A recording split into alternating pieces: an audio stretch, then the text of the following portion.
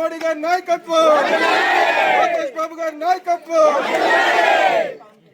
జగదీష్ స్వామి గారి నాయకత్వం, వీరేష్ చంద్ర గారి నాయకత్వం, విజయరామరాజు గారి నాయకత్వం.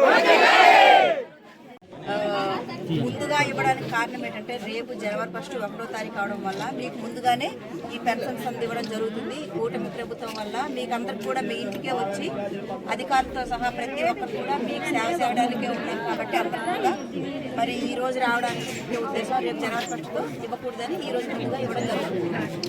అందరికీ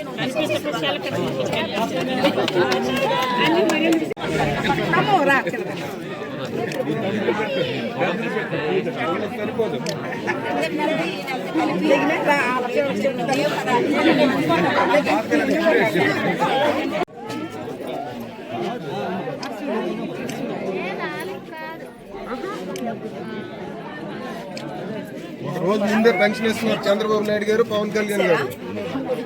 ఇంతకు ముందు మూడోసారి ఇది.